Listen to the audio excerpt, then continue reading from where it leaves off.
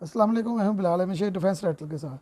तुर्की के पहले तैयार करदा स्टेल्थ लड़ाका तैयारे कान ने जो है वो कामयाबी से परवाज़ भर ली है। फरवरी 2024 में पहली मरतबा जो है वो इस तैयारे ने परवाज़ की है। उस वक्त भी अमरीकी मीडिया और यूरोपी मीडिया ने इस बात पर सवाल उठा दिया था कि परवाज़ जो है वो एक सवालिया निशान है, क्योंकि इसको सिर्फ टेक ऑफ करते और लैंडिंग करते ही दिखाया गया है। बहरहाल इस प्रोजेक्ट के डायरेक्टर ने ऐलान किया है कि कैन त्यारा 2028 में तुर्की की फ़ज़ाइया के हवाले कर दिया जाएगा और 2030 के बाद से इसकी जो वसी प्रोडक्शन है वो शुरू कर दी जाएगी। शुरू के 20 त्यारों में अमरीकी F-16 में जो लगे होते हैं इंजन F-100 वो लगाए जाएंगे, जो कि बहुत जदीद हैं। लेकिन क्योंकि अमेरिका जो है किसी वक्त भी इस पर पाबंदी लगा सकता है और तुर्की सिर्फ इसको लाइसेंस के तहत बना रहा है, तो तुर्की ने इसको सेफ समझा है कि वो अपने मुल्क में अपना जो इंजन है इस तैयारे के लिए बनाए, ताकि वो उस पर कोई पाबंदी ना हो।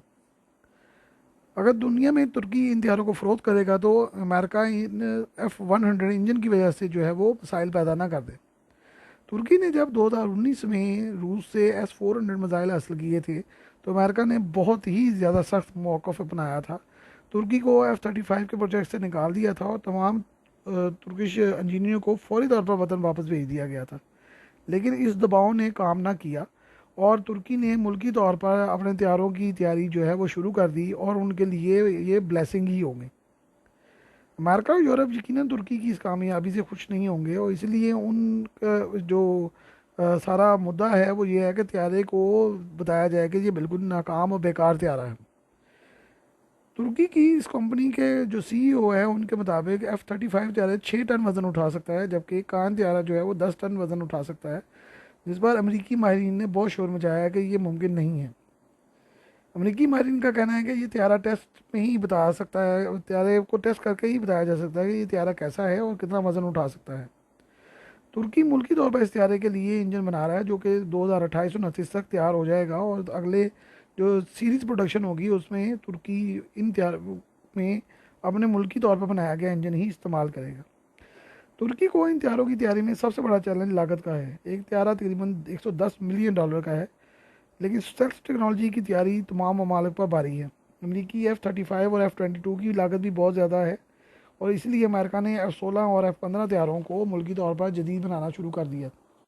अमेरिका जो है वो अपने दोस्त ममालिक को F-35 तैयारा बहुत ज़्यादा तादाद में दे रहा है। उसकी वजह यह है कि जितने ही ज़्यादा ये तैयारे बनेंगे अमरीकी फ़ज़ाइया के लिए F-35 और F-22 उतने ही सस्ते हो जाएंगे।